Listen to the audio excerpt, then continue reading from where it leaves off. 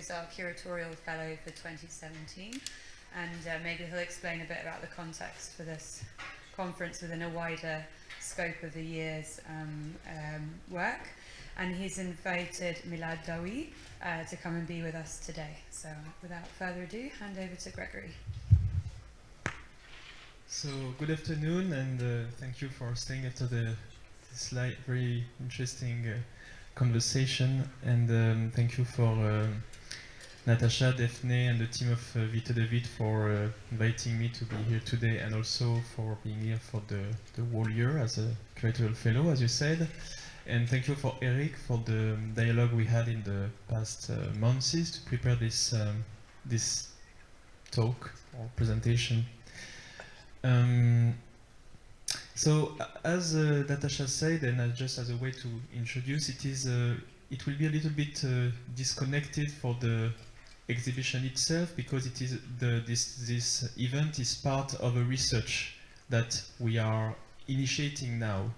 So basically, you will see me looking for a language and also trying to find an issue, the object I'm trying to working on, and also the people that are the best or the more accurate to work on this issue. So it is a research, and so it is the first moment of this research, and I will try to be not too boring about it.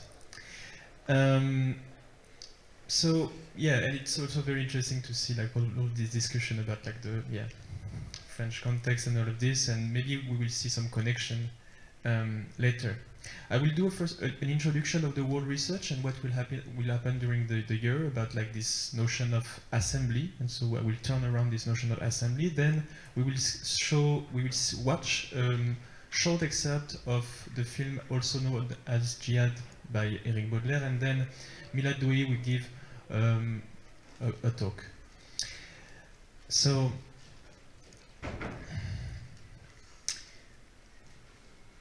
I remember a talk by Will Holder when he was in a situation a little bit like me. He was thinking, why do we do lecture, and why do we do lecture about what we do? And basically there is a moment when you begin to be a little bit embarrassed when people ask you, oh, what are you doing?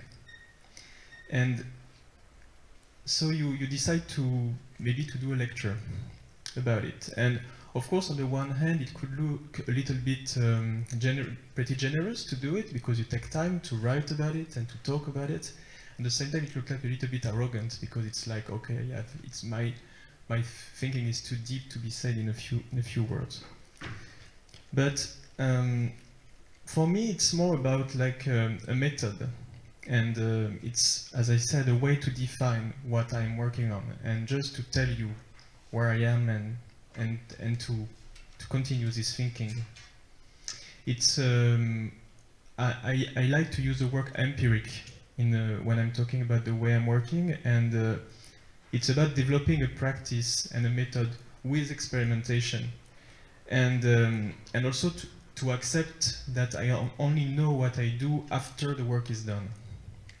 And I like this word by Giambattista Vico, who says that the method doesn't have to adapt to the object to its way to build and see things. The method has to derive its shapes and rules from the object itself. And so as far as I remember, this research started a long time ago, like in 2005. That's my first memory of this project. It was a struggle that was happening in France called the intermittent du spectacle, and that was really the political background of this project. I was part of a collective of art researchers called W, and we had lots of discussion about how to conceive a protocol to improvise a speech together, to speak together in front of an audience. It was very important for us to talk together, and it was not about talking like everyone separately. It was about finding a speech that was more than the sum of the individual. we are looking for a speech that has a direct and effective action on the way we represent ourselves as a group.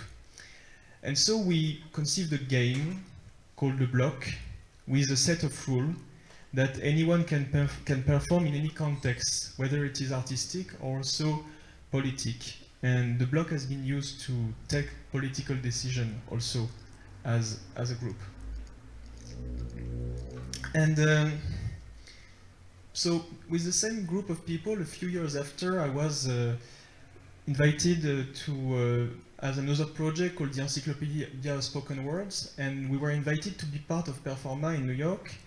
And it was a moment, so we were doing workshop to do to perform a choir of spoken words. So we're working with different performer, amateur, to perform like different spoken words and speech. And it was a moment of Occupy Wall Street, and so of course we spent lots of time there to observe what was happening at Occupy Wall Street, and we discovered something called the human microphone that maybe some of you know, and it was like a great surprise. And the human microphone is a very simple thing. So in Occupy Wall Street, it was forbidden to use technical device to talk.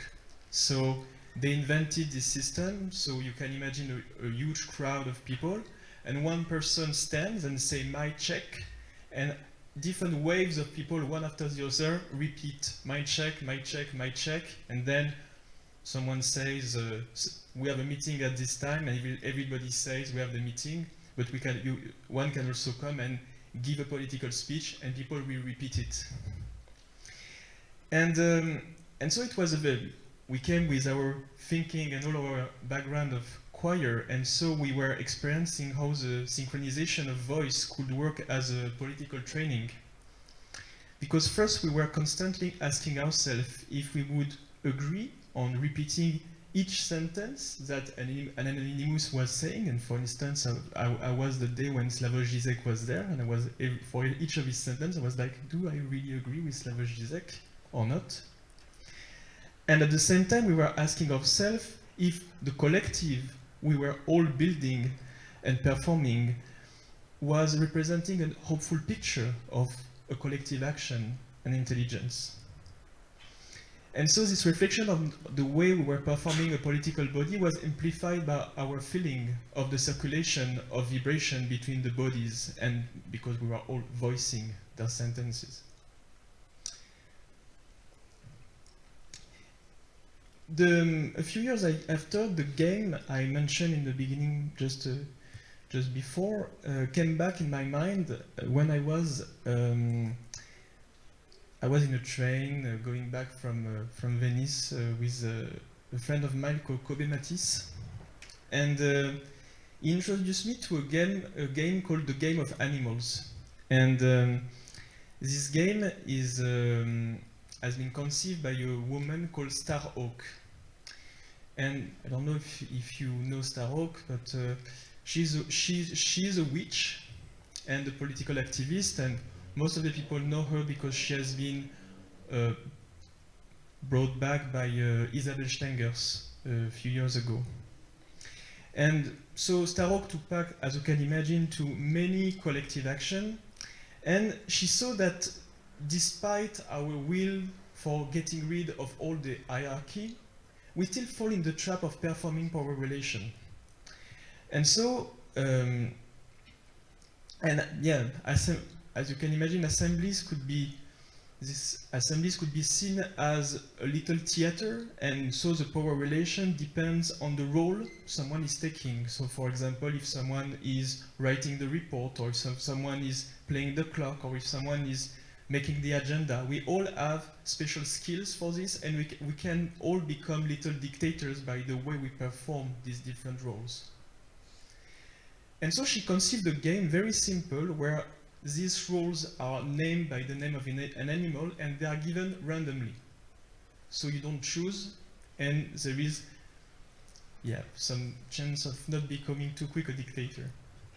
And so she was inspired by this ideal of the random drawing in democratic election, and And of course, it's a tool to work the caricature of dictator that one is inevitably in.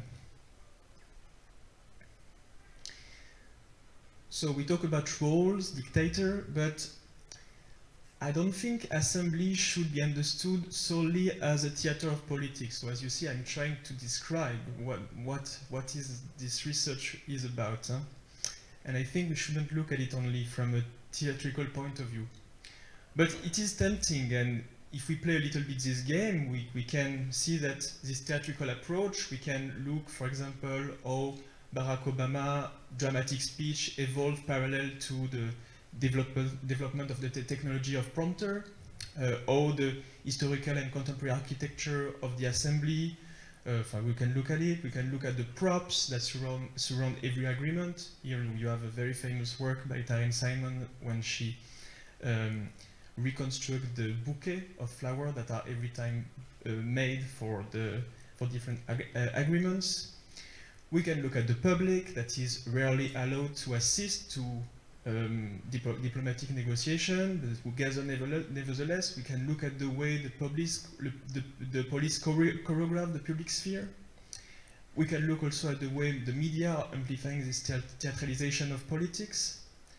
And I'm making this list because we can have in our head many works that has addressed these different elements of politics and assembly.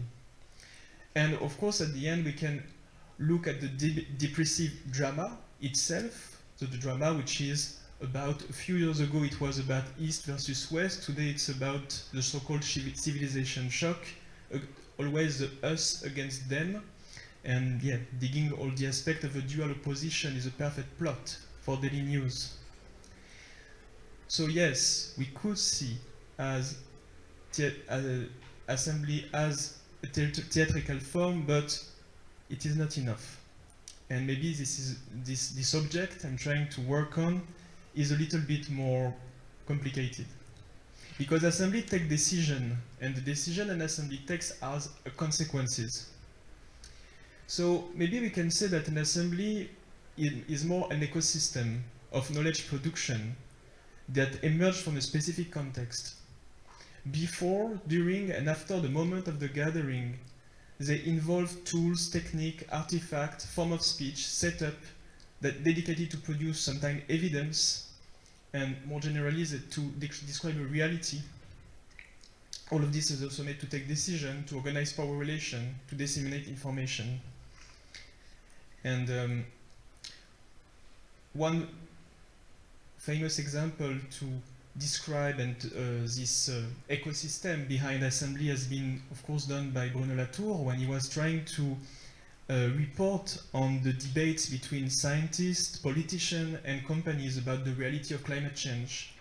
There is a very famous excerpt of one of his books when we have companies facing scientists who are like, the scientists are saying, oh, there is this degrees and it will be quite bad, and the companies are like, yes, but we have our experts. Why do we? How is it? Yeah, what is the reality of your fact? And so the scientists had simply to describe all the chain of production of the facts, from the building of the instrument, the collecting of data, the analysis of data, the visualization of data, all the controversies around, and then the governance of it. So, which is, I think, a very good example about this. What is this ecosystem of knowledge production? And yes, climate change conference could be was seen as being described a lot as an opaque theater. And it was this image I was showing to you before, which is the climate change conference in Warsaw. So it has been described a lot as an opaque theater of democracy, of diplomacy, when people gather to take decisions without the people. But I would find it more accurate to include in this assembly all the infrastructure of knowledge that is produced and that has been, I would say, brilliantly described in this work called the Anthropocene Observatory. So we can say that the art of assembly, if there is an art of assembly, it's about the politics of knowledge production. That's something that we can say. And there is a fascinating concept to talk about this, to try to continue to talk about this notion of politics of knowledge production. That is the notion of tacit knowledge that has been used by Anna Ortzig, and that she translated into non-knowledge in the sarcastic title of her work, Black Market for Useful Knowledge and Non-Knowledge. Here in her work, knowledge is not, could be described, can describe knowledge as an iceberg. This is maybe the better image to describe what how to understand this tacit knowledge. And in this iceberg, you have the tip that found a language, and the rest of the iceberg didn't find a language yet. It's a knowledge that we all own, but we are still. It's a knowledge to become. It's a knowledge that needs a language to appear. And of course, it's a very interesting. It's a very strategic resource, this tacit knowledge, because we can shape this language and work with it, and we can also work on all the diversity of field we can include to shape this language. So we can, and we all know that there are like knowledge that have more or less legitimacy, and for example the traditional, indigenous, vernacular one, the spiritual one, and the knowledge that has been carried by people who have been misrepresented, like women, but also children, old person, disabled people. And so there is like a kind of it's a very strategic resources to work with. And so as one experiment to find language to this tacit knowledge, Anna Ortzig and Mobile Academy conceived this project, this black market for useful knowledge and non-knowledge. And as you see, it's a way to stage conversation between people of the audience and experts in a situation when you have like half an hour conversation that is running one after the other. I will give another, so I give all of this example because I went through all of these examples. I produced most of them, and I collaborate also in most of them. And so this is how this research emerged, basically. Another example is an artist from Rotterdam called Jonas Staal that I'm producing a work by him next year in June. And so yeah, I won't give many details on it because it's in process, but basically he's using theaters and art centers to gather people who come from many different political backgrounds and who can propose an alternative who can expand the political imaginary of Europe. The idea, the starting point of this project was to say what could be the alternative to the Brexit, to the yes and the no, who were two dead end, basically.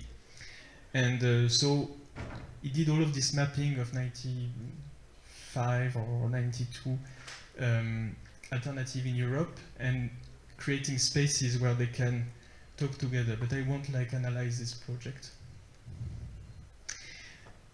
The man with who I was in the train, Kobe Matisse, so the story when I was going back from Venice, he is also known, so he's known as an artist as agency.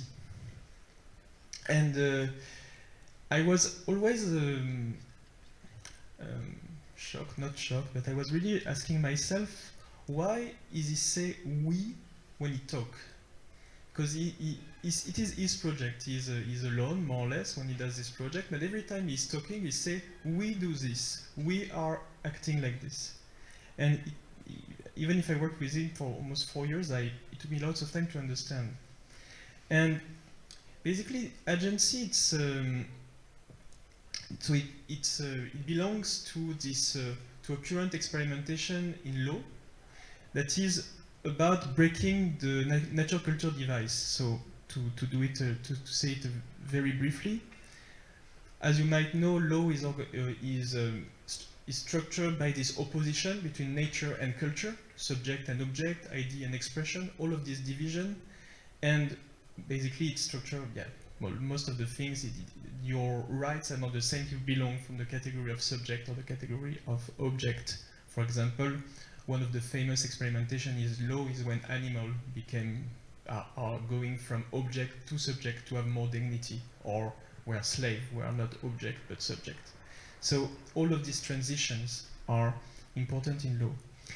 So basically he's gathering cases where there is an hesitation between nature and culture, and that of course brought very complex and interesting debates about all of our structure of thinking and the role of law in society.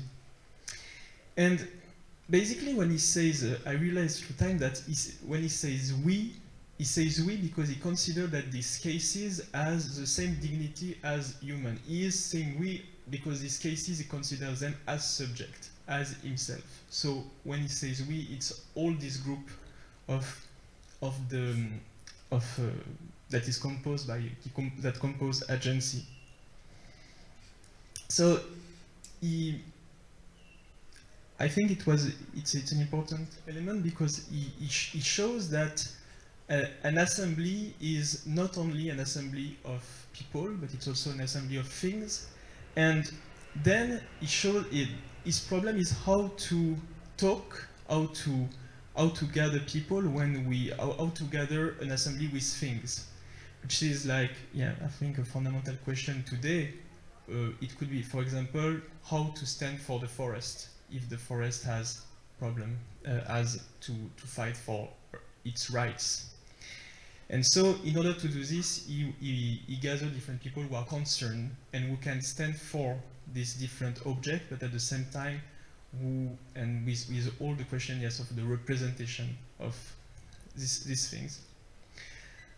So that's my last example before moving forward in this introduction. But this different case and example. So I went through this since like almost 11 years, and basically I have to say that it really changed my relation to politics, my relation to curation, my relation to art, my relation to more or less everything. I don't even know what I'm doing now. When I'm saying I'm curating, doesn't mean anything for me.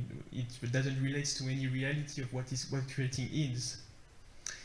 So I realized through time that maybe there is an art of an art of assembly, a practice of assembly, and that was important for me, but it could be also important for many people. And this is why I decided to do this research. And so this, maybe you could understand that this name assembly is, I will say, it's a reference to the work of Kobe Matisse, and of the importance his work has for, I will say also for art history in general. So, an assembly practices the art of gathering people in order to decide how to act for themselves and for those they represent. Assemblies are common to different cultures around the world. They are practiced at different levels of society, like for instance, family, trade union, state, militant group, business, religious community. So it's something that we gather and we practice, all of us. There are situations of collective intelligence that embody, perform, experiment the political representation and misrepresentation of the people concerned, their stake and the issues they are affected by. Each assembly is rooted in social and institutional structure, and it animates an ecosystem of knowledge production, it stages power relation between stakeholders, and produce image and action for the issues they deal with.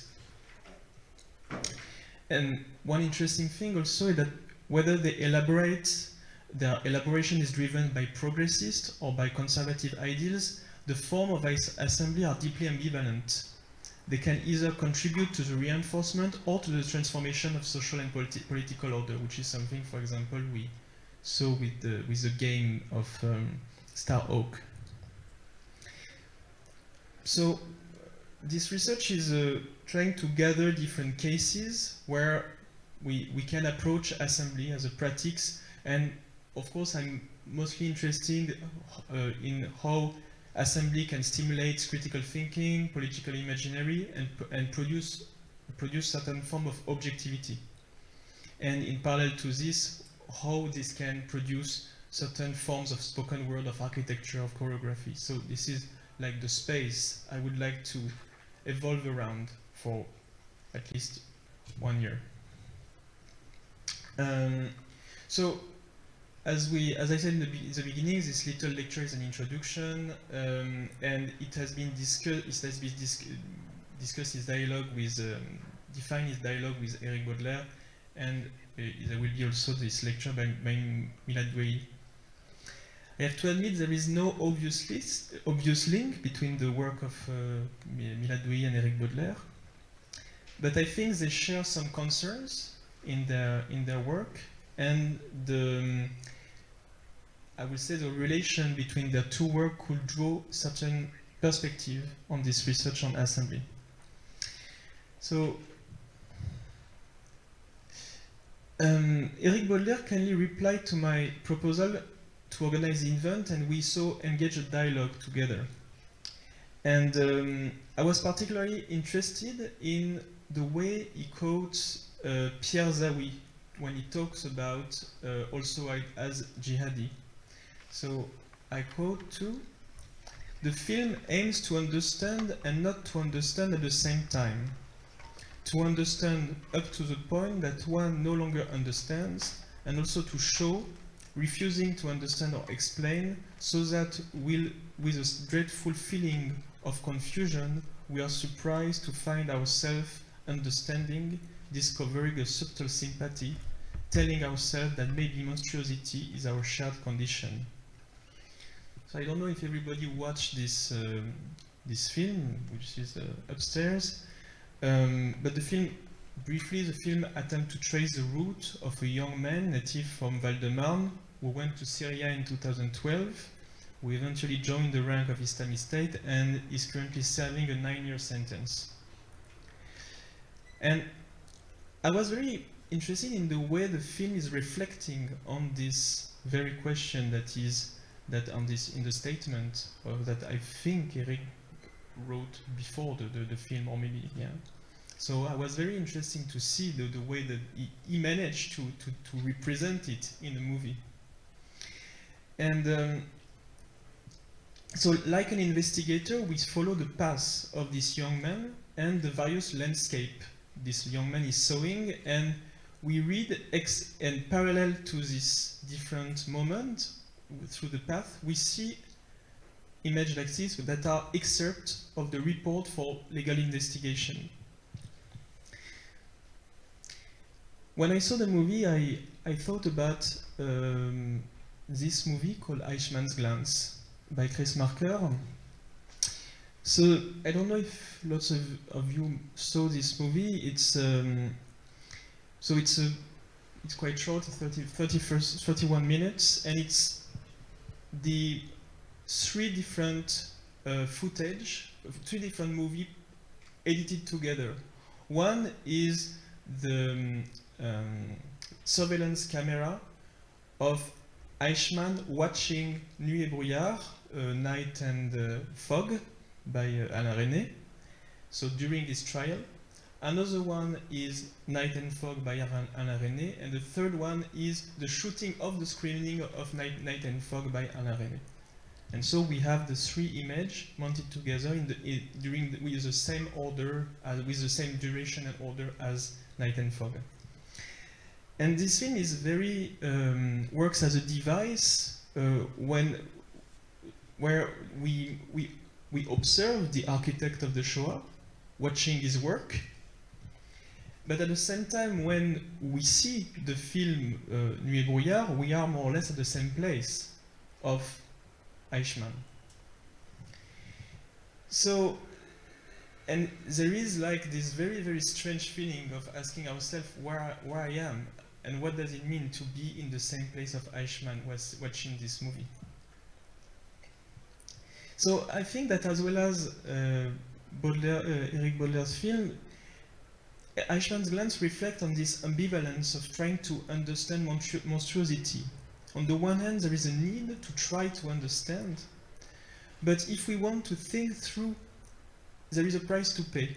The price to pay is to understand that monstrosity is part of the common, of our community.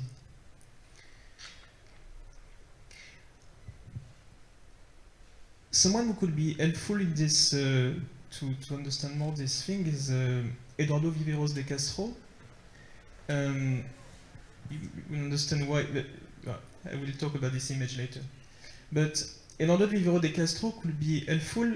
So he didn't work on monstrosity. He worked on the Tupi community in Amazonia, and basically through his work, he claims the impossibility to understand the radical alterity. I quote him, it's a very famous quote by Eduardo Viveros de Castro. He says, "The way I don't understand you is different than the way you don't understand me." And so, which is like what he called this radical alterity. And one of his proposals, in order to think what is animism, what is Amazonian indigeneity, is to think with indigenous and not think at their place. So, but the price to pay when you think with indigenous people is that the inclusion of the radical other in the production of knowledge will change the knowledge and the science itself. So, I don't have time to talk about Apichapong Verazetakuls, I'm sure all of you know, but I just put it as an illustration because as far as I know Viveros de Castro, the story in Tropical Malady of this soul that is changing shape is quite close to the Tupi metaphysics, so it's more like this illustration. And instead of thinking of in the place of this young man and trying to understand his action and my value with my value, the film by Eric Baudelaire, also known as Jihad, brought me next to this boy, or to the idea of this boy. And I accepted that his decision doesn't fall in the category of mental illness or fanatism, and that we should look at it without trying. We shouldn't look at it without trying to understand or not to understand the current turmoil of our society. So one could argue that jihad would be better thought if religious culture was differently related to public sphere. Since France became secular, religion became a private concern, and there is at least no space to think publicly with the variety of religious culture. On the other hand, the Catholic French tradition is still present in many levels of society, and it will be also useful to analyze, for instance, how secular forms of political representation are challenged by the secular one, by the non-secular one. Of course, on the other hand, there is we saw that the question of the digital media became like totally central in the analyze and sometimes very strange debate happening, and with lots of phantasma about the role of digital media in jihad. And so, for this reason, through the discussion with Eric, I decided to invite Milad Douyi. So, very briefly, to give you a very brief biography of Milad Douyi. So I invited him because of his trajectory, which is, I think, quite unique. He's trained as historian of religion first, and then he published several books that more or less impose him as one of the very few who speaks with authority about the rise of digital means. He was one of the first who think the digital not as a technique, but as a culture. He forged, for example, the expression digital humanism, and as a way to focus on, I quote, the human dimension of the digital and the deepness of the current mutation that are affecting some aspect of humanism that left its mark in Western history.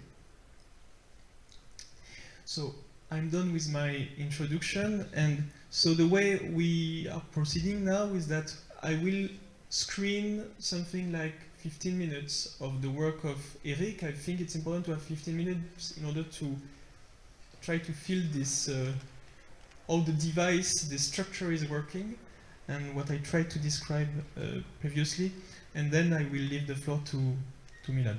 Thank you.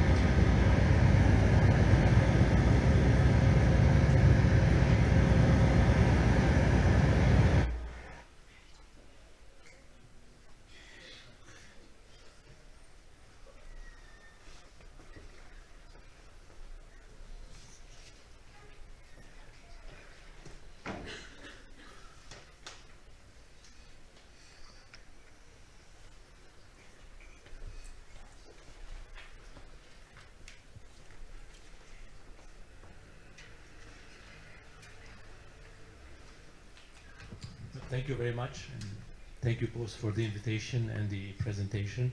What I propose to you is to present you some of my current work that may be related to some of the issues that were presented a little bit earlier by Gregory and some of the concerns. But before I proceed, just a couple of words to give you an idea where I come from, because perhaps what I will be saying about digital matters may not seem to you very familiar, because my perspective may appear or seem a bit eccentric, shall we say.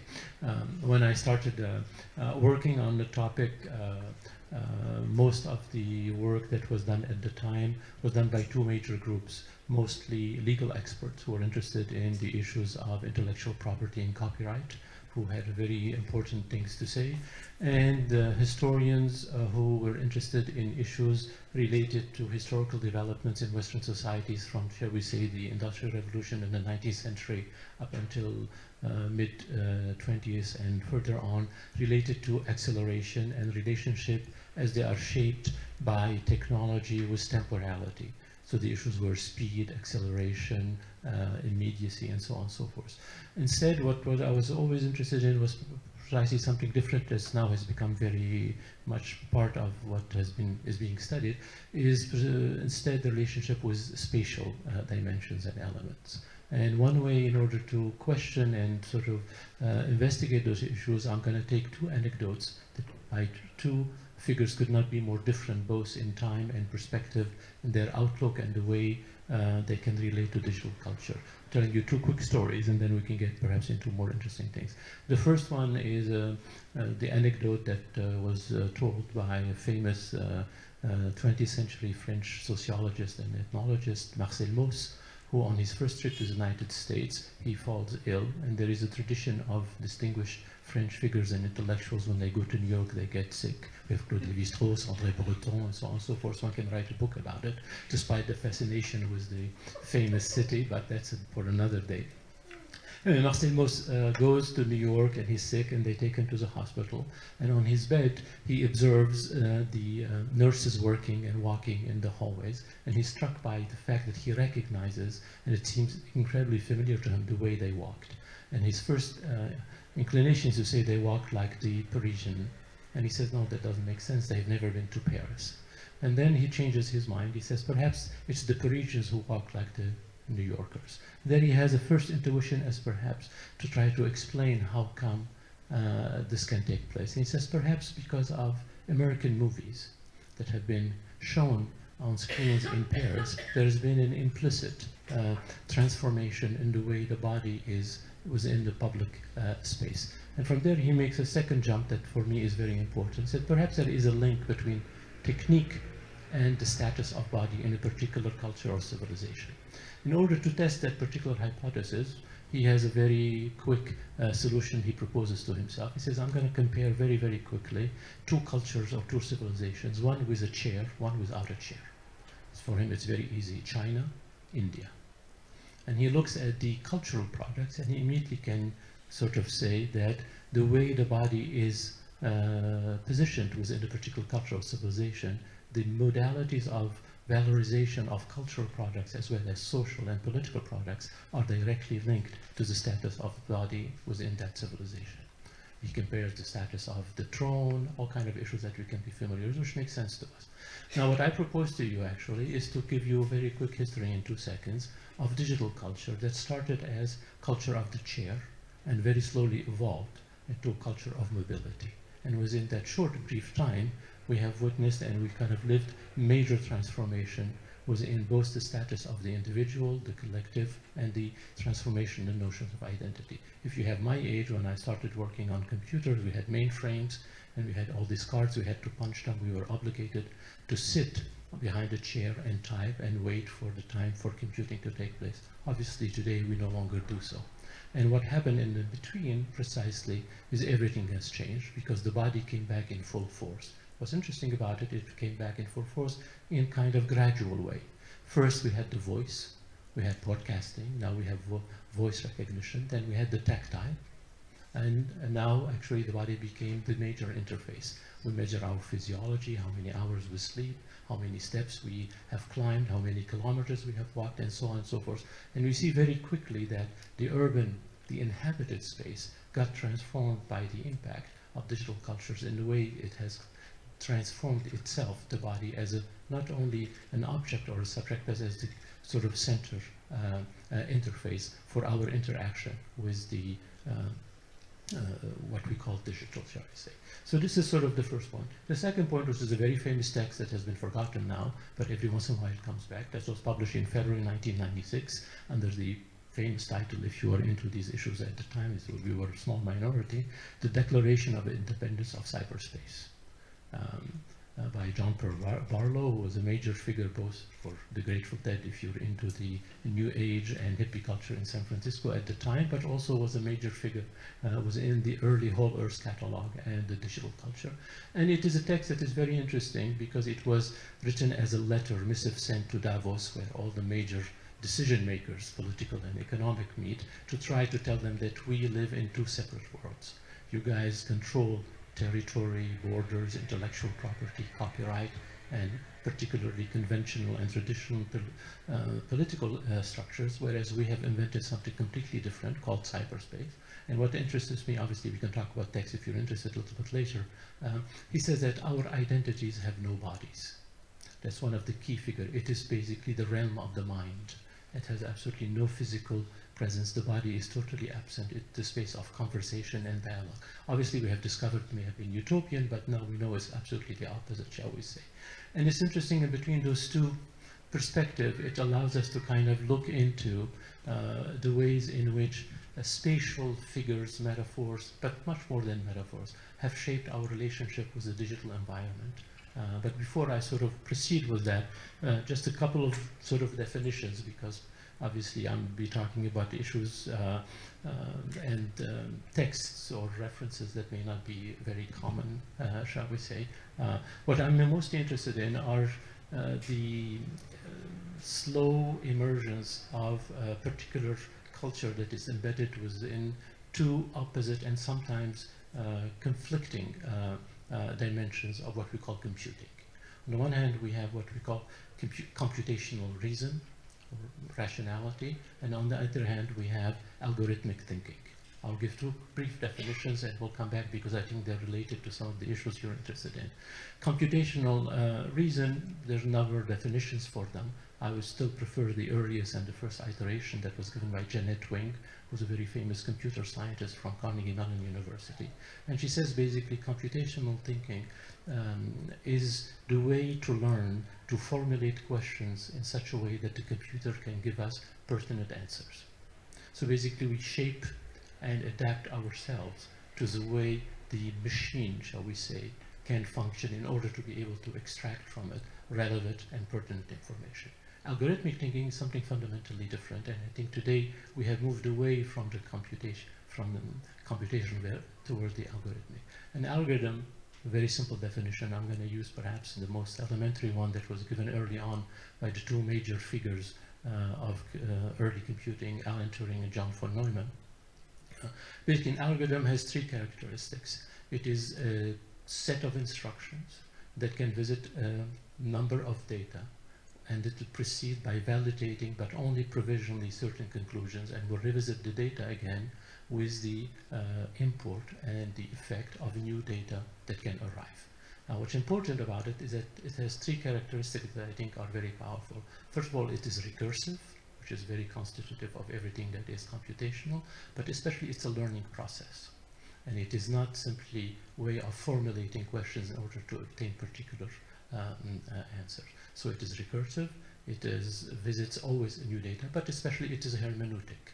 In other words, it always takes into account new parameters and variables that are associated with new conditions. It so happens that the algorithm in this definition, and we have enough sufficient information to allow us to visit, and something was evoked indirectly and maybe related to what Gregory said, related to the practice of common law in the United States, and not necessarily in the English tradition.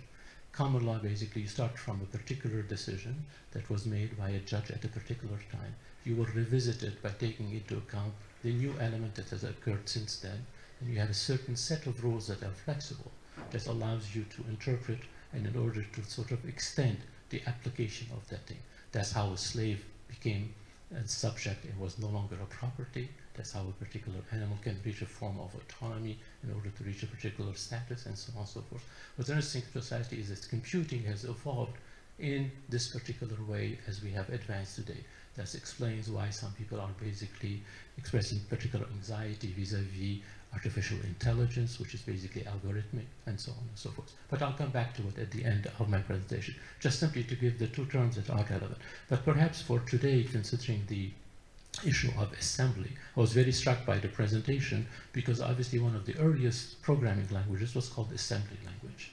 1949, that was produced. And it was produced, what is unique about it is that assembly language was unique to each machine, because at the time we did not have a single architecture like what we have today, and that's the term that is used, John von Neumann architecture. So you would compose a particular program in code in assembly in order to be able to communicate with a particular machine. But so we have we have architecture, we have all kinds of issues that come back. The vocabulary is not at all fortuitous, according to me, but actually it's very significant if you start to looking deeply into why it was used and what moment and how it's kind of shaped both the reception, but especially the development of computing itself. But today what I'm interested in sort of presenting to you is a current research I'm working on, which relates to space and forms of assembly, but in a particularly sort of broad sense. And that is, we're going to start with an observation that from the early 70s, and I would say to the early 90s and up to 2000, the dominant vocabulary that we did use in order to describe our experience with the internet and then with the first generation of the web was maritime vocabulary. We do navigate, we do surfing, we do explore, we have safari, and you can go down the list. I mean, it just goes on and on and on. But we were in this particular maritime space. And today I would say we are retreating from that language and that discourse towards something completely different.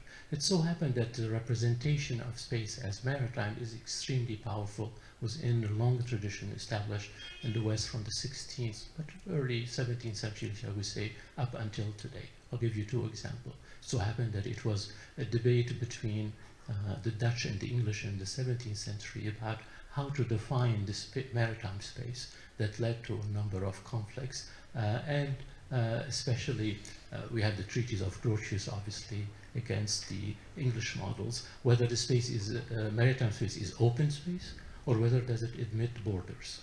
Now, of course, the first thing about the maritime history is that it used to represent the infinite before space. We had to wait a little later until Newton, until we get the notion of space as the kind of representation of the infinite. But what was distinct about it is that it did not accept any borders. So therefore, the territorial notions of authority and sovereignty could not be applied in the same fashion to a space where there were no visible borders, especially no ways to enforce those visible borders. So we invented virtual borders. We extended by 30 kilometers to say that the territorial authority can be there, and so on and so forth. But what I would like to retain from the debate from the 17th century that led up to the early 20th century, obviously, is it led to two models. And the two models, of course, it so happened they were developed by theologians as usual at the time. And that is, on the one hand, we had a model that said, beyond the territories that are familiar to us in the West, in Europe, shall we say, we can either develop a model that is a model of discovery or a model of colonization. And according to each model, we defined the other in a particular way that made legitimate some fashion to exploit the new territories.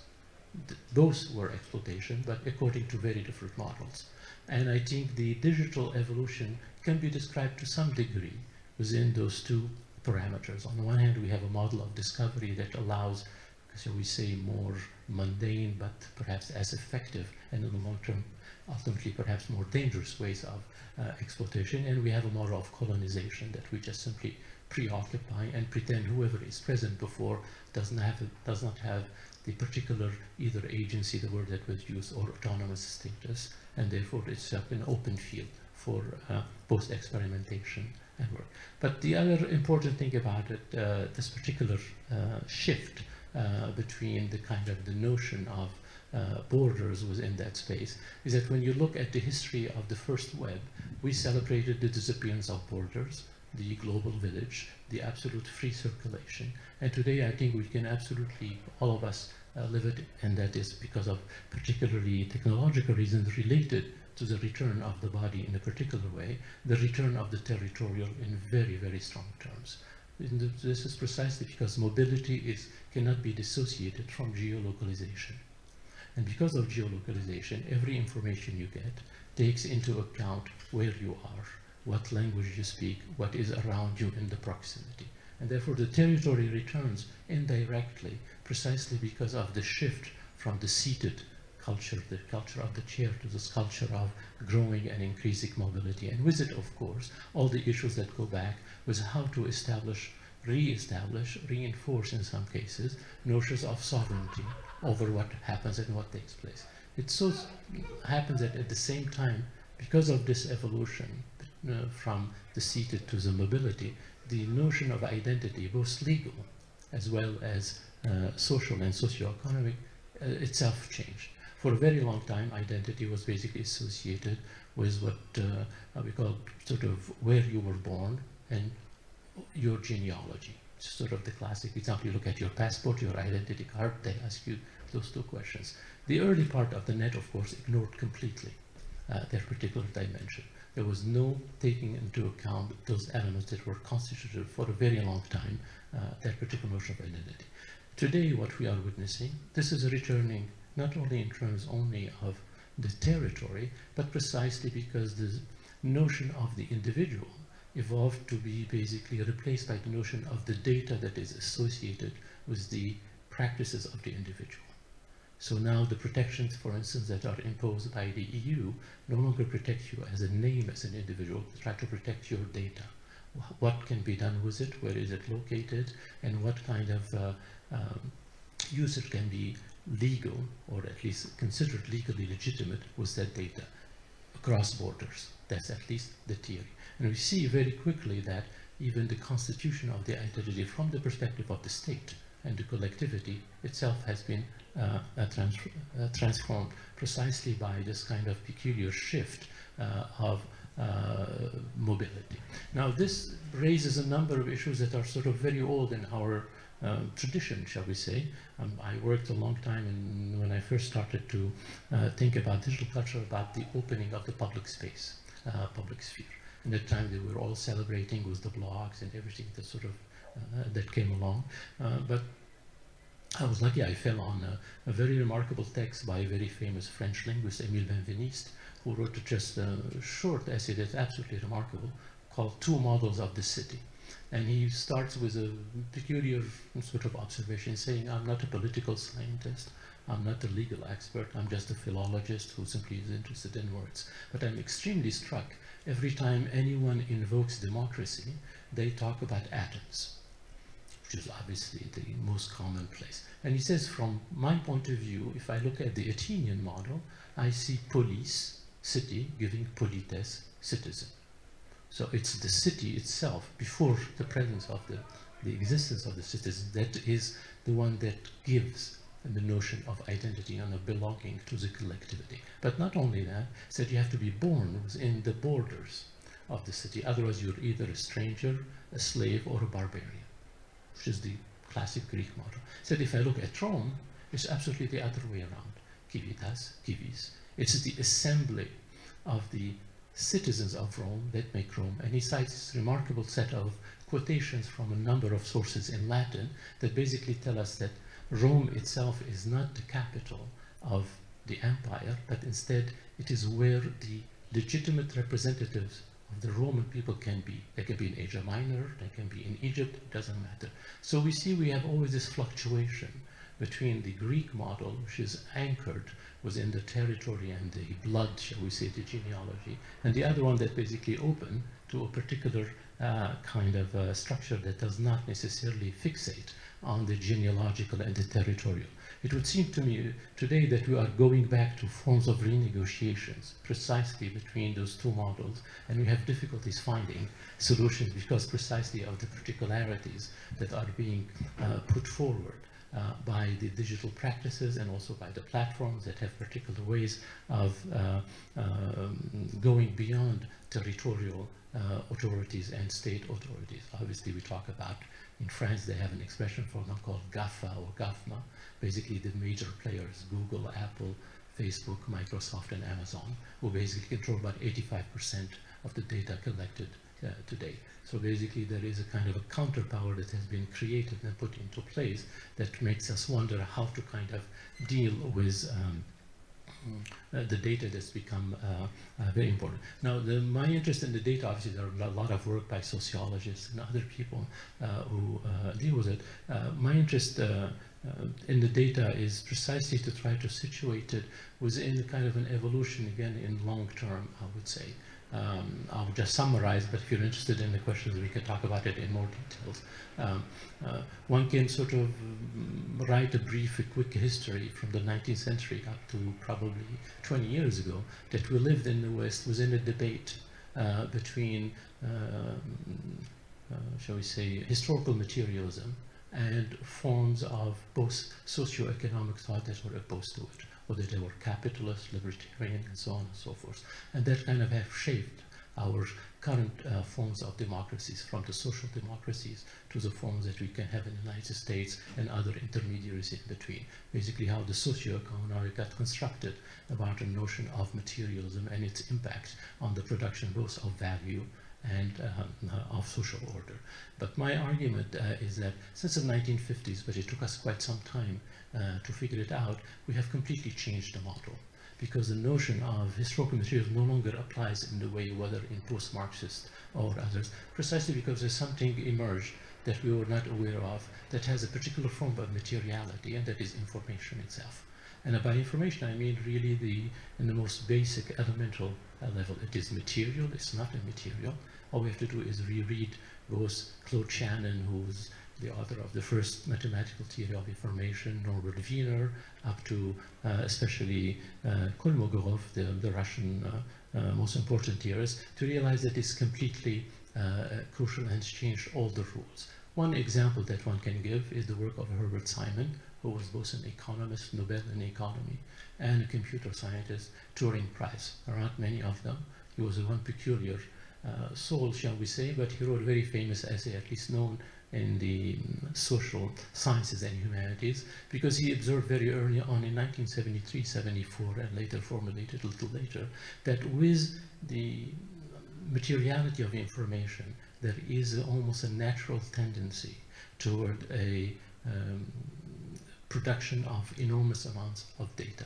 And because of that enormous production of data, what becomes the center for producing value, both individual and social and economic, is the attention and not the content. What should we call the economy of attention? And obviously we are living today within that particular model. So it happens that this precisely this kind of shifts we are seeing, we can see how they've changed both the economics, the social, and to some degree in the long term, I would say the political model. So one can talk in that perspective. This is kind of sort of proposition. It's not sort of forms of digital materialism that are being slowly emerging to replace and substitute themselves and the models that they have to, for the previous ones. Now, as we go along, obviously, computing has a particularly unusual history. It's the only major science today that the historians of science missed completely. I don't know if you look at historians of science, when they were starting to do the major works, I will take two examples. Thomas Kuhn, in his famous book about scientific revolutions, computing did not exist at all.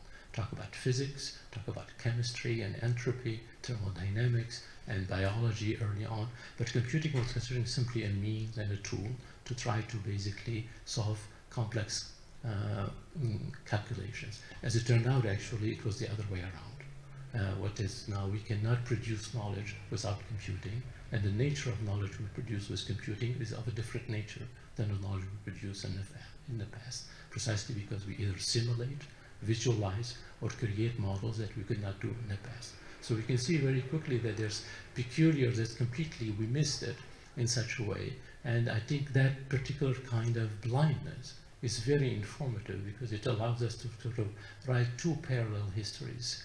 On the one hand, the kind of the classical history we have where we talk about media, communication, new technologies, and today we talk about sociability. And on the other hand, we can do completely different history, and basically to see that computing is completely kind of radical moment that occurred And it is different from everything else we have known in our past and history for two reasons.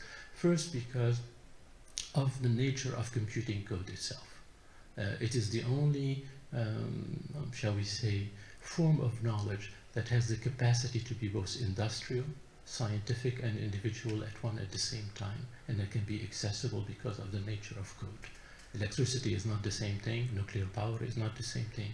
We can go down the list, but because of code, all you do is look at hacking to get a notion about what can be done with infrastructure and with the power, precisely because of the nature of code. Now, what is characteristic about the code are a number of things that I will just present to you very quickly. And then we'll go back perhaps to some of the issues. First of all, it is never finished. It's always being up to date. It's very important. That's why you're always in beta, you have update, and it's something that is constitutive of the power of the code, that it's never finished. Now, I can give you the complex explanation for it, which is the following. When Turing and von Neumann and Norbert Wiener tried to invent what we call computing today, they all started from one observation, mathematical observation of Gödel, which is the theory of incompleteness of any system of formal logic to describe itself. It so happened that computing is precisely that ultimate form of formal logic that cannot be complete. And because of that incompleteness, it is uncertain. And that uncertainty expresses itself with the evolution of both languages, their diversification, and the necessity to revisit them over and over again. And we see there is something very fundamental and very different from the kind of the technology we have been using. The second aspect about computing code that I think is very important and we tend to miss, unfortunately, it is literate. And here it's not the word I like because I come from the humanities or the social sciences. I will quote another Turing Prize, Donald Knuth, K-N-U-T-H, if you don't know him. He's another Turing Prize. Wrote a magnificent book called Literate Programming in 1972. And basically start by saying you should consider computer code as a literary object. And he gives examples. He says, if you read code, I don't know if you've ever read code, you open a page of code, you'll find the comment. He says it is like the scholias and the old traditions. You have to say why you chose this particular algorithm, why you chose this particular thing, because you know somebody else will come to revisit, and it's your responsibility, your ethical responsibility, to allow someone who come after you to understand your choice in order to improve, modify, adapt, and so on and so on. And we can go down the list, but I think it's precisely this fundamental change that has taken place that allows us to see that when we talk about maritime space, and I'll come to it in a second, it's not purely a figure of speech. It's not purely arbitrary. It's actually something much more fundamental. It so happens that with the maritime, to come back to it, because this is it put into place a number of, shall we say, formations, not to say something else, that are still with us and are very significant. The first thing that has been established, there is a book that's very famous, highly polemical for reasons that are obvious ones. I give you the name of the author, which is Carl Schmitt, but his best book is at the end of his life. It's called The Nomos of the Earth, where he precisely tried to work out the differences between the territory and the sea and to develop a particular concept of the emergence of the notion of law. But notwithstanding Carl Schmitt, it's very much established that the emergence and the formation of international law is indissociable from maritime law. And so we have all the issues of governance that we talk about over and over again. They come back precisely in terms of maritime. It's the only model we have, and the only model that's functioning. It's fully, I mean, I just told Gregory earlier, if you're interested in the debate, I'll invite you to download the PDF of the decision of the International Court, which is not very far from here, obviously, concerning the fight between China and the Philippines about the island in the South Sea. They start by quoting Grotius and the English text from the 17th century, and they build their case over and over again. Now, why that is important? Because it seems to me there are 3 or 4 concepts, I don't want to be too long, I know it's been a long day for you, that are associated with this. At the same time, the way we have sort of managed to reshape, reconfigure the infinite space of the sea into something that can be kind of managed within the tools we have. There are 3 concepts that come back. The first one is the notion of sovereignty that is at stake. How can a state or a collective agent impose its sovereignty over a space that did not belong to it? What are the rules, what are the borders, and what are all the kind of elements that can go with it? And obviously in this case you can imagine all the issues there. The second aspect beyond just notion of sovereignty, I would say, is a notion of autonomy, which is equally significant because it today become, I would say, central to some of the debates that are emerging within digital culture, especially if you are interested, as I am, for instance, either in the kind of promised future deployment of all kind of what I call cultural beings, you know, androids, robots, cars that are automatic and so on and so forth. What kind of notion of autonomy we are dealing with? Here again, we can go back to ancient models, I would say. And autonomy obviously is deceiving because if we use the etymology autonomos, he who has or she has her own laws. So happened that is not as simple. But if you look at the old dictionaries, they were very good. They will give you the etymological definition, sometimes a legal definition, but they always give you an example or quotation to illustrate it. And the quotation that is most often used is the following. Rome, as a sovereign empire, chose at times to allow some Greek cities to live according to their ancient constitutions. And I think it's quite remarkable because you have the notion of sovereignty that can only affirm itself by means of delegation. And I think the issue today that we face mostly is precisely what kind of modality of delegation we're going to have with the digital environment and all the elements, all the beings that are being created, whether it is robots or whether it is bots that are coming, and you can imagine all this. And precisely the debate obviously goes back to how do we relate with delegation. So delegation is fundamentally a political issue. And it's basically constitutive of the political process itself, whether it is by form of decision, which way we choose to kind of develop those kind of decisions, and so on and so forth. And finally, perhaps the third term, which is perhaps now we live in a hyperinflation of it, at least in the French language, but also it's also comes back in English, and that is intelligence. You know, we talk about smart cities, but we talk about intelligent systems, and so on and so forth. Now, obviously, intelligence is very peculiar because it used to be the privilege of the human. When we used to discuss it and read either the natural or the animal, they would talk about intuition and instinct, but they will never talk about intelligence. It used to be the kind of the proper of the human. And today, instead, it seems to be applied to every element that we can think of that's produced by the digital. Now, if you make the history of it, it's quite fascinating.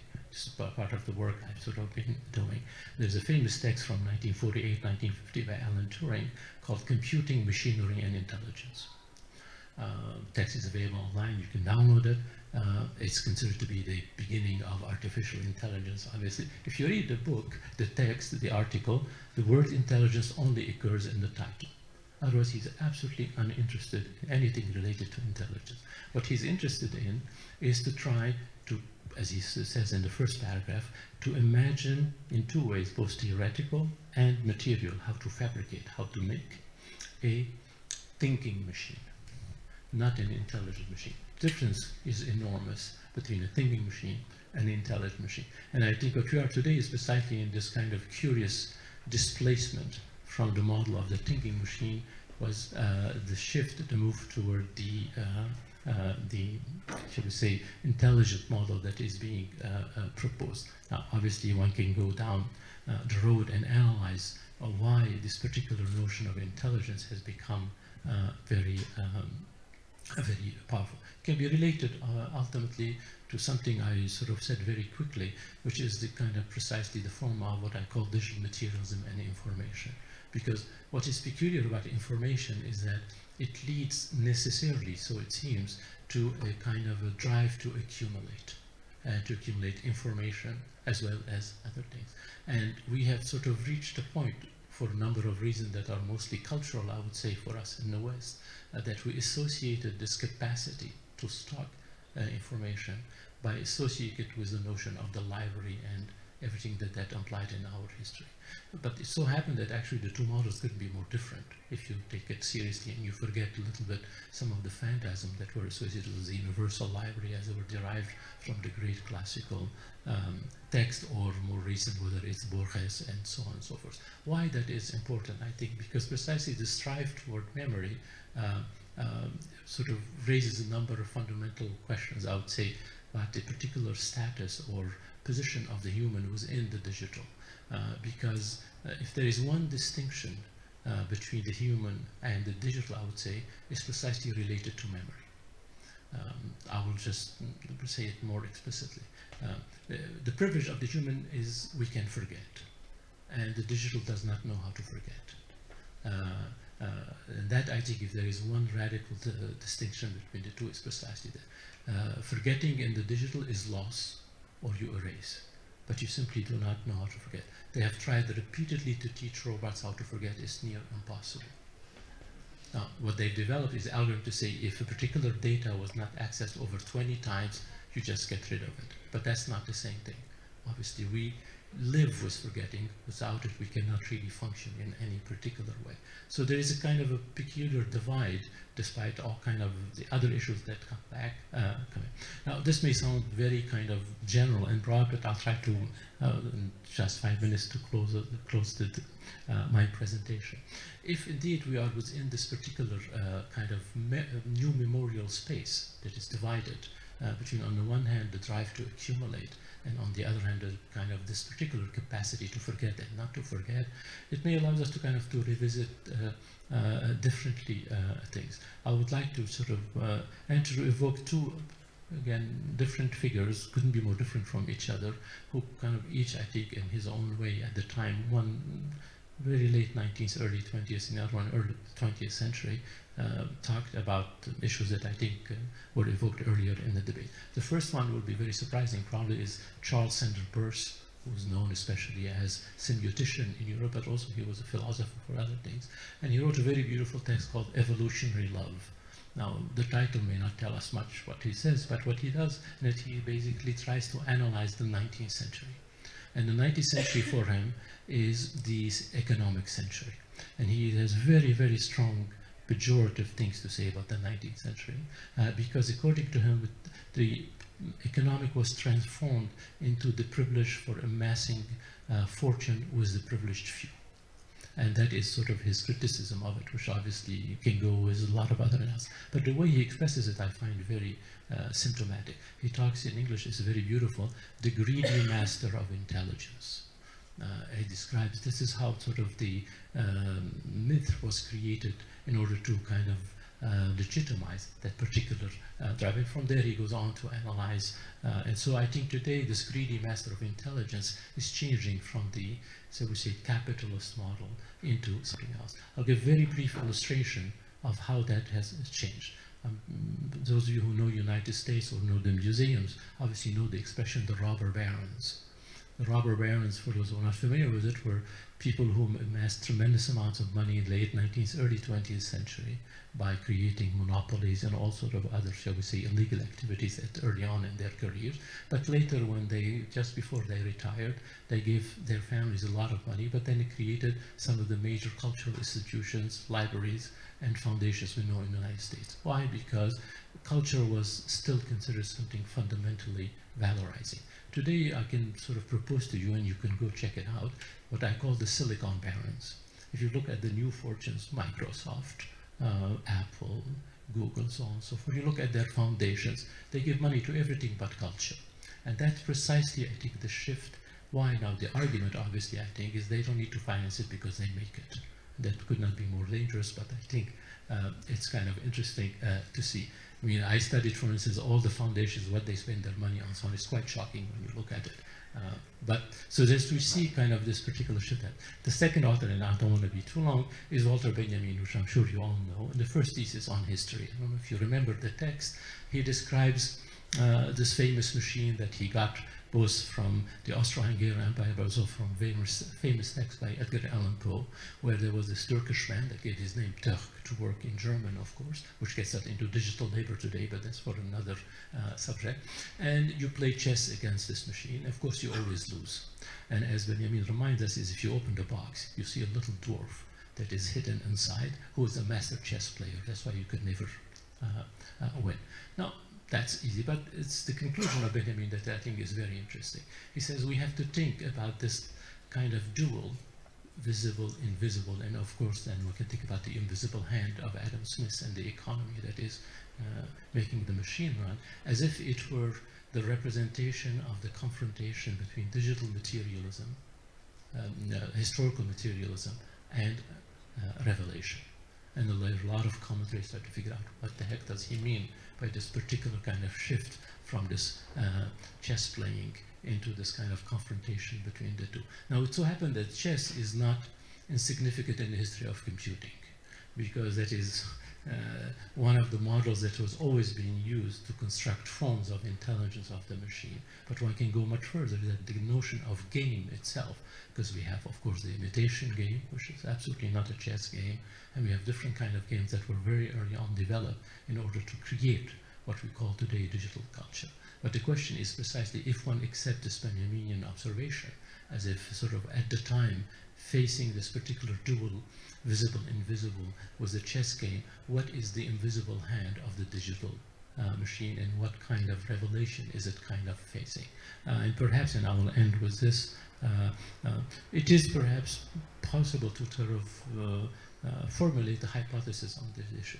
If you go back in history, and this is where I find my early history of religion, I work on St. Augustine and people of that sort, who was always associated, for instance, in the West with the invention of what we call interiority with the confessions. Before that, we did not have the same notion, concept of interiority. It's only within the last 3 books of the confessions that we kind of slowly developed everything that went with this particular concept. But if you read Augustine, but of course I'm not the only one to say that, what is important for Augustine that allowed him to do that is a particular notion that changed the conception of human nature by taking into account a particular form of religious promise, which in the Christian context was grace.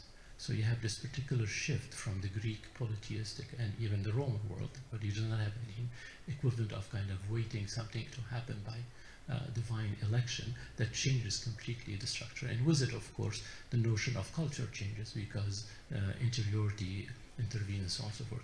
My argument is that precisely with the digital, we have a different notion of promise that is sort of slowly got put into place as we moved on, that it in itself has the potential to modify our conception of human nature. First, because it's going to go back to information, and now we have histories from old times, primitive times up to today, on saying that the human history has to be written as a history of transmission of information in the body.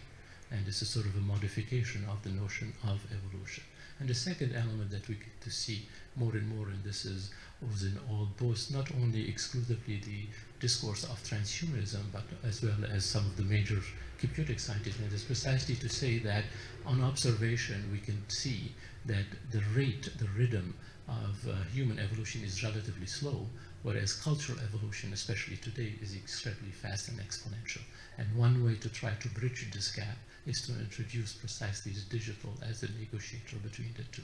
And we can see within that sense is that the body itself, what used to be the privileged human, now of course we've been a while where we have prostheses, we have all kind of stuff. We wear glasses, we have all kind of things introduced into our bodies to fix difficulty problems, but we're going well beyond that, where the body becomes both the interface, the kind of delivery of data that kind of feeds the machine. And to completely finish, I'd like to evoke a very beautiful text from the 19th century by Samuel Butler. I don't know if you're familiar with him. He wrote science fiction and other things, but he wrote a marvelous text called Darwin Among the Machines. If you're a geek like me, you know him because you read one of the famous science fiction novels from the 60s, Dune by Frank Herbert. And in Dune there is the Butlerian jihad, and that's why I could not resist. And but what Butler says is the following. He always had trouble with Darwin, so he always trying to criticize the theory of evolution. And he says basically, we've invented these machines and we didn't realize what they did to us. And he gives one remarkable example. He said, when we created clocks, that was no big deal, we could measure time. But then when we introduced the clocks into the public space, we completely transformed urban and architecture and life, because suddenly the private life, the working time, everything was measurable, was visible, and the whole infrastructure was put into place. And he said it was actually minimal, but the worst part of it when we miniaturized and we started wearing them on our own bodies. We became ourselves those who fed those machines. And in order to go against the theory of evolution and Darwin, he ends up by saying we'll have to make a choice, because those machines are going to basically literally nourish themselves with our own data. I'm not exaggerating if you read the text, precisely what he said. And at one moment in time, we have to decide whether we want to accept it or whether we launch a jihad against them. And this is basically why you find him in Dune against the machine. Now, what's intriguing about him, obviously, is that he saw something, and he's the one who theorized, and all the cognitive scientists go back to him, that the only thing that can define life is memory and the transmission of memory. And it's very interesting, so they can, but I think I'll stop right there, so I will not be too long, and I thank you.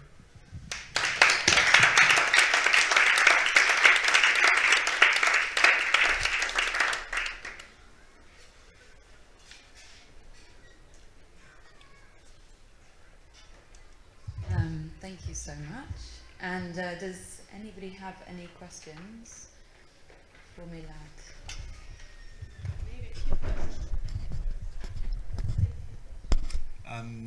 Hi, thank you very much for this very energetic talk. So I had a question. If I really like this shift that you're trying to place in digital culture on the body, and in a way you're kind of positing the body as a site of design and of intervention as a potential site for reconfiguration of the power that what was it, Gamba, or the 5 companies, or let's say digital power, network power plays over us. So, but I wanted to ask you about, let's say, the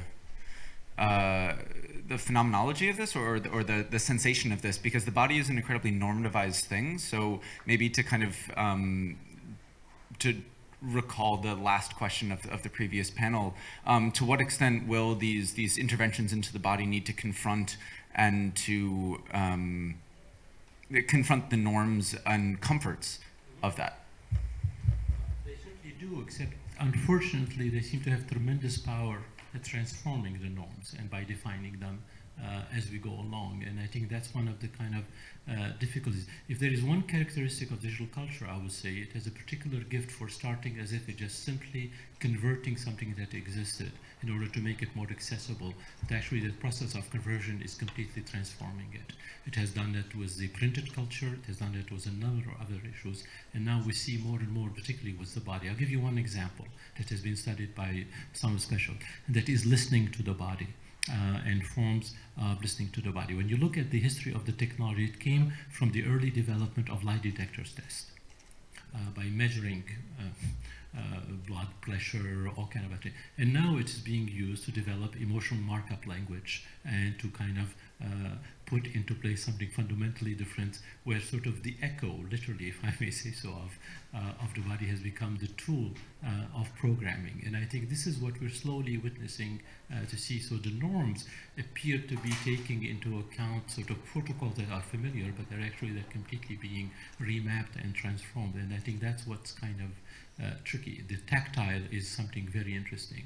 If you look at the way the tactile has emerged, initially it was emerged for manipulation, now it's used as a biometric identifier. Now, of course, we knew it as a biometric identifier for a long time from digital prints. But what's interesting, it just completely transformed. Now it's a form of payment, and so on and so forth. And I think we can just simply go down on the other hand, what I think, and that I didn't have time to get into it, is that what is very, I think, unique about digital culture is that it also itself creates the space for contestation in very powerful means, precisely because of the nature of the code and its access.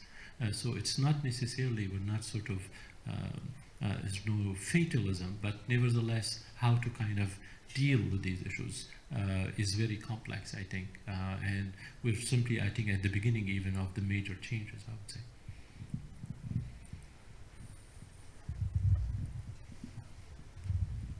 Hello, thank you so much. It was amazing. I really enjoyed it. I just wanted to jump a scale, and I wanted to basically just get a comment from you, and I wanted to discuss more tectonics and like the idea of how the digital, the the interfacing between the digital and the material that you discussed at one point.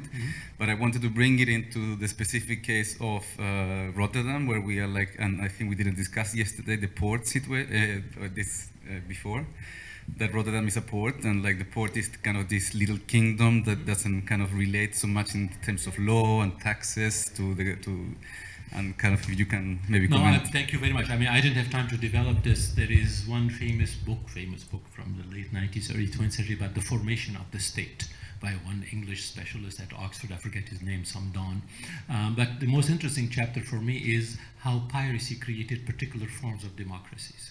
And when you read the descriptions are very interesting, because he says what is basically characteristic of piracy is sport. And I remind you that the agreement between the US and the EU is called safe harbor. We're still within all that kind of vocabulary, it doesn't go away, but that's for what is interesting about the descriptions that we tend to get is that the pirates create a particular kind of a space that does not go deep into the territory in order to preserve precisely the particular kind of form of freedoms in the political system they put into place. And so what you end up having is having kind of sort of kind of bridges, but they are sort of long-standing, they're not temporary, and they differ completely in their notion construction of sovereignty, and especially of the way they relate to decision-making processes. What goes along with them, something I didn't have time to, but if you're interested, I think Gary probably will have mentioned it at time. So there's been very interesting work about the spatial geometry of democratic spaces. For instance, I referred to work of someone like Marcel Détienne, who's a classicist, and basically, for instance, he started from the following observation. If you take France, Britain, and United States, on the one hand, you have a rectangle, then you have a full circle, then you have a half circle. And it's very interesting to see that the geometry gives us a particular form of collective decision-making in representative assembly. What is interesting about harbors and they create their own geometry that is very, very different. Why? Because it's not fixed. That's the first thing, which is very important. And second, and that has to be the case, it is very powerful, but it's not monumental. It does not need huge buildings to represent it. Instead, it needs particular spaces that can be mobile and so on and so forth. There are a number of those issues that I think come back that we can find within sort of what's happening today, I think both within the digital. We talk about islands, we talk about safe harbors for data. If you're a science fiction reader, there are a number of books have been written even before all the issues about all these geeks and nerds trying to go to particular areas to buy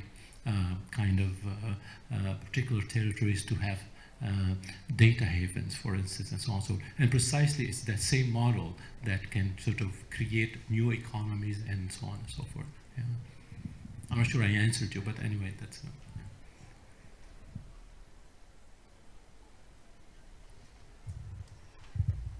Maybe something that bridges the film of Eric Baudelaire and your intervention. I think the digital realm plays a crucial role in how the jihadis leave Europe to go to their crusade, and the whole identity, the whole social media is a crucial influence on them. Maybe you have a comment on this. I tend to think it's overrated myself. I don't think it's not significant. It is, but I think it's exaggerated as far as I can tell. From, you know, there's a number of people, it's not something I worked on directly, but I know a lot of people who worked on quite a bit that sort of have much more, I would say, measured evaluation of the impact. I think we tend to see particular videos on YouTube or certain accounts on Twitter and other areas that are less kind of visible. But at the same time, I think there's sort of exaggeration, but I think we have a tendency to do so. We saw that with the Arab Spring, that initially we called them the Twitter revolution and Facebook revolution, and now we realize that actually that was not the case. What happened on the street with different generations and so on and so forth. So it does not to deny, for instance, there's a book that's very interesting on this issue that appeared from Harvard University Press about a year ago called The Burning Man and the Laughing Cow. and the Turks really, particularly Egypt, studies in full detail both what happened in the Arab Spring and also the kind of forms of, not recruitment, but the kind of how certain sympathies get transformed themselves into more significant radicalization. And I think it has a lot of interesting analysis in it. At the same time, there has always been a relationship that is very powerful between religion and, shall we say, media. I think if you look both historically today, because they both deal with mediation, and they know there's a kind of almost too much of a proximity and affinity, I would say, between the two. Which, if you look historically of the web, one of the first major websites was the Vatican, for instance. It's not surprising. I studied at the time when it was still interesting, the presence, for instance, of the Manichaeans. I don't know if you're interested in the Gnostic groups, for sure, on Second Life. There was a most elaborate construction of a universe. They even respected the calendar of the Manichaeans that the Manichaeans themselves never respected. But it all took place. All the ritual places were immediately created with a remarkable kind of aesthetic finesse and detail. So there's always been a kind of a very powerful affinity. I would say it goes well beyond, but within the kind of, I think, what we call radicalization now, I think there are other issues and other factors at play. Yeah.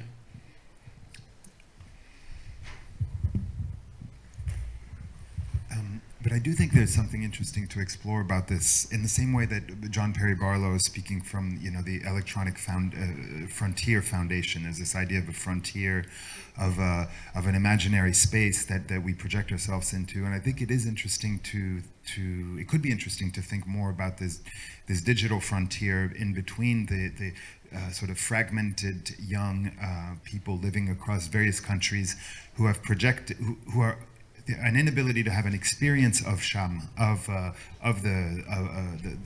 this projected other space, and so there's an intermediary frontier where a lot of connections do happen, and it's possible that it is actually quite important in the overall sort of existence of this, of the reality in the non-electronic reality. I agree with you. There is something that is at work there. Par contre, if you look at the numbers of the fighters in Syria today and so on and so forth, very quickly you will realize actually that statistically speaking, the people who are recruited online are actually relatively a minority, I think, for a number of reasons. I personally think there's something else at work that goes along what you're saying, and that is whether it's a sham or other issues. If you look at the Islamic Sunni theology, particularly that shapes today the particular thought of, shall we say, the Islamic State and al-Nusra before them and so on and so forth, it is emerged from a particular reflection in medieval Islamic theology about the necessity of understanding the status of the prophecy in Islam as a form of exile, of not being within your Dar al-Islam, as they used to call it, so on and so forth, and how you go create it.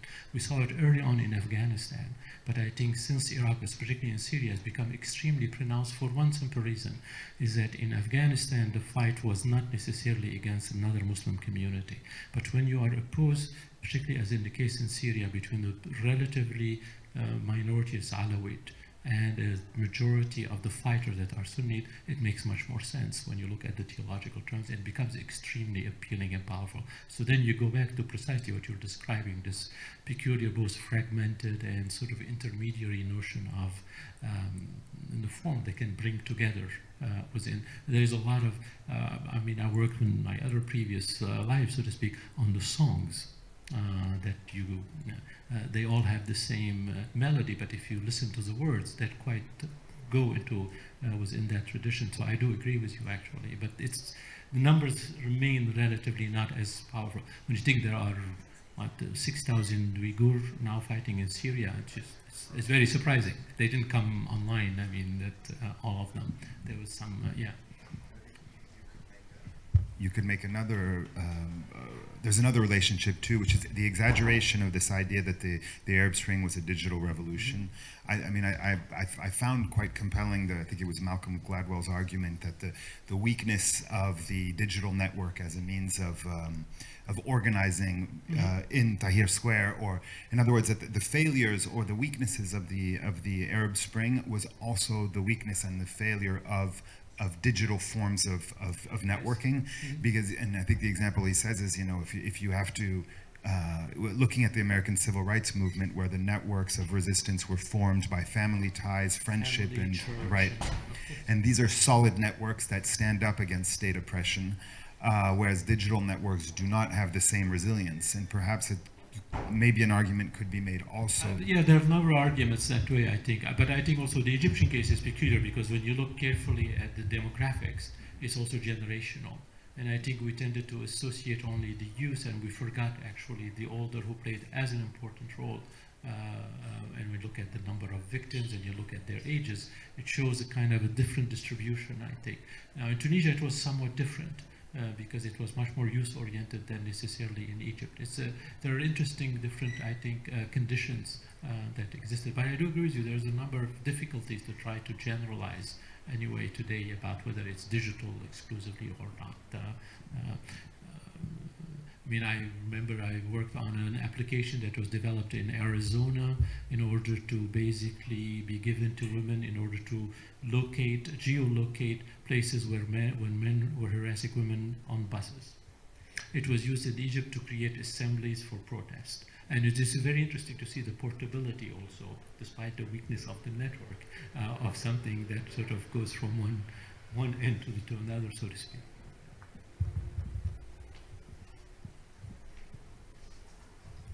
Any other questions?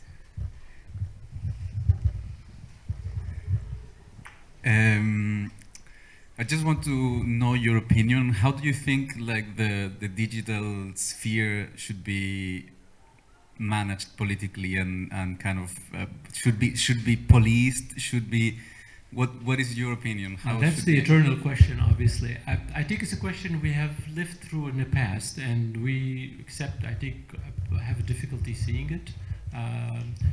We saw it in debates. I will take conservatives. We'll not talk about the left in this case, because that also makes it, I think, much more visible. Classical debate between two very conservative figures. One obviously considered the father of neoconservatism and so on, Hayek. And on the French side, I'll take Ramón, who was also sort of a pillar of conservative thought. The debate between them they disagreed on is very much goes to the heart of the question you're asking. Should we give privilege to individual freedom or to forms of collective decision making that are democratic?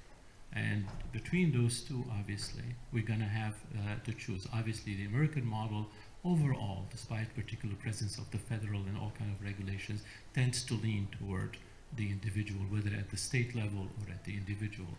Shall we say the French model tends to go completely, shall we say, toward the state. And in between, we have kind of an intermediary vision.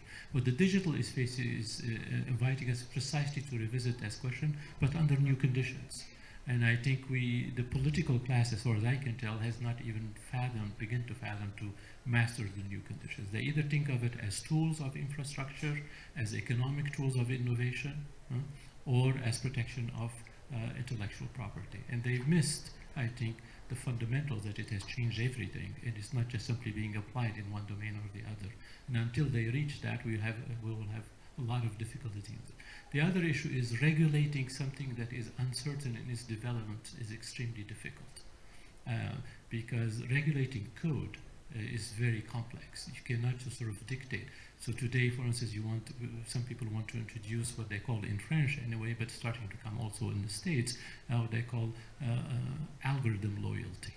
How can you sort of introduce notion of loyalty to algorithm? I don't mean one should not intervene in some cases because there are really extreme exploitation. No? I'm not at all. But nevertheless, the nature of the beast is so different that we have not adapted and adjusted. So I think we're sort of struggling. That's why, but I didn't get time to develop it, the question of governance and international governance has to come. But the problem, we don't have the institutions for it. We have the United Nations who cannot deal with it. And so on and so forth. And we have to kind of imagine and invent something that can correspond to what we are facing. So I would like to say thank you to Milad, to Gregory, and to everybody who spoke and contributed to today. And conversations can continue outside over coffee. Thank you.